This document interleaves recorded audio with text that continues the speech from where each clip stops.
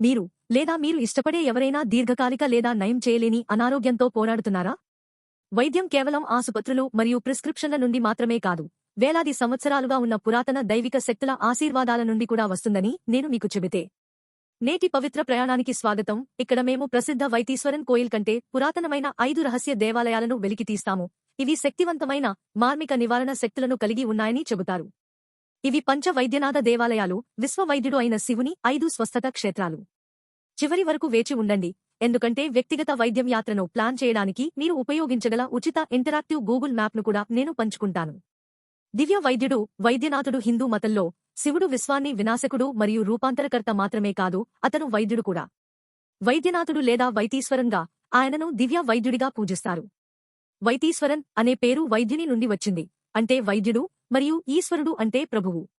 వైద్యనాథుడిని మనస్ఫూర్తిగా ప్రార్థించడం వల్ల శారీరక, భావోద్వేగ మరియు ఆధ్యాత్మిక రోగాలు నయం అవుతాయని భక్తుల నమ్మకం. కాని భౌతికానికి అతీతంగా ఈ దేవాలయాలు ఒక లోతైన సత్యాన్ని కలిగి ఉన్నాయి. జీవితమే ఒక బాధ మరియు పుట్టుక మరియు మరణం యొక్క అంతులేని చక్రం నుండి ముక్తిని లేదా ముక్తిని ప్రసాదించేది శివుడు. తిరిగి వెళ్దాం మహాభారత యుగానికి. పాండవులు తమ వనవాస సమయంలో ఒక అంతుచిక్కని వ్యాధితో బాధపడ్డారు. నిస్సహాయంగా వారు శ్రీకృష్ణుని వైపు తిరిగి వైద్యనాథుని భక్తితో శివలింగాలను ప్రతిష్ఠించి పూజించమని సలహా ఇచ్చారు. ఆ క్షణంలోనే కైలాసంలోని దివ్య వృక్షం నుండి 5 విల్వ ఆకులు భూమిపై పడ్డాయి. పాండవులు లింగాలను ప్రతిష్ఠించి నయం చేసే 5 పవిత్ర ప్రదేశాలను సూచిస్తుంది. ఈ 5 ప్రదేశాలు ఇప్పుడు పంచ వైద్యనాథ క్షేత్రాలుగా పూజలందుకుంటున్నాయి. పాండూర్, ఇవనల్లూరు, వరకడే, రాధానల్లూరు మరియు మణిపల్లం. ప్రతి దేవాలయానికి దాని స్వంత ప్రత్యేకమైన కథ, శక్తి మరియు వైద్యం పురాణం ఉన్నాయి. ప్రసిద్ధి చెందిన వైతీశ్వరన్ కోయిల్ కంటే పురాతనమైన ఈ 5 దేవాలయాలను అన్వేషిద్దాం. 1. పందూర్ ఆది వైద్యనాథ స్వామి ఆలయం. వైతీశ్వరన్ కోయిల్కు 19 కిలోమీటర్లు దూరంలో ఉన్న ఇది 5 వైద్య క్షేత్రాలలో మొదటిదని నమ్ముతారు. ఇక్కడ శివుడు ఆది వైద్యనాథ స్వామిగా దర్శనమిస్తాడు. భక్తులు తమ రోగాలను శుభ్రపరచడానికి సూర్య పుష్కరిణిలో స్నానం చేస్తారు. హరిచంద్రుడు అప్పులు తీర్చడం కోసం ఈ ఆలయంలో శివుని ఆరాధించాడు. అష్టనాగుల్లో ఒకరైన కర్కోడకుడి కాటుకు గురైన నల చక్రవర్తి వైద్యం కోసం ఈ ఆలయాన్ని సందర్శించి శివుని ఆశీర్వదించాడని పురాణాలు చెబుతున్నాయి. సమీపంలోని విష్ణు ఆలయం, పాండవ దూత పెరుమాళ్ ఆలయం, శ్రీకృష్ణుడికి కృతజ్ఞతగా నిర్మించిన శ్రీ పాండవ సహాయ స్వామి ఉంది. 2. ఇవనల్లూరు ఆది వైద్యనాథ స్వామి ఆలయం. మైలాడుతురైకి కేవలం 12 కిలోమీటర్ల దూరంలో ఒకప్పుడు వైభవంగా ఉన్న ఈ ఆలయం ఇప్పుడు పునర్నిర్మాణంలో ఉంది. దేవతలను తాత్కాలిక గుడిసెలో ఉంచుతారు, కాని వైద్యం చేసే శక్తి మిగిలి ఉంటుంది. ఇక్కడ పాండవులు తమ వనవాస సమయంలో లింగాన్ని ప్రతిష్ఠించారని నమ్ముతారు. ఈ ఆలయం త్వరగా పూర్తిగా పునరుద్ధరించబడాలని మేము ప్రార్థిస్తున్నాము. 3. వరకడే శ్రీ వరుణదేవేశ్వర ఆలయం. వైతీశ్వరన్ కోయిల్ నుండి 15 కిలోమీటర్ల దూరంలో ఉన్న ఈ తూర్పు ముఖంగా ఉన్న ఈ ఆలయం చోళుల కాలం నాటి అందమైన వాస్తుశిల్పాన్ని కలిగి ఉంది. ఇక్కడ శివుడు వరుణదేవుడిగా పూజలందుకుంటున్నాడు. ఈ ఆలయంలో అద్భుతమైన విగ్రహాలు, కోస్తా విగ్రహాలు, వినాయకుడు మరియు మురుగన్ల మందిరాలు ఉన్నాయి. 4. రాధానల్లూరు శ్రీ ఆది వైద్యనాథ స్వామి ఆలయం. మన్యారు నది ఒడ్డున ఉన్న ఈ ఆలయం తమిళ మాసం థాయ్లో ఒక ప్రత్యేక సంఘటనను చూస్తుంది. సూర్య కిరణాలు నేరుగా లింగంపై 7 రోజుల పాటు పడతాయి. దీనిని సూర్య పూజగా జరుపుకుంటారు. ఈ ఆలయం 1 రాజేంద్ర చోళుని కాలంలో నిర్మించిన 1000 సంవత్సరాలకు పైగా పురాతనమైనదని భావిస్తున్నారు. దాని రివర్స్ కోష్ట దేవతా క్రమం ఉత్తరాన దుర్గా అరుదైన లక్షణం. 5. మణిపల్లం ఆది వైద్యనాథ స్వామి ఆలయం. ఈ 5గురిలో తూర్పు ముఖంగా ఉన్న ఏకైక ఆలయం ఇదే. ఇక్కడ శివునికి వైద్యదేవత అయిన ధన్వంతరి తోడవుతాడు.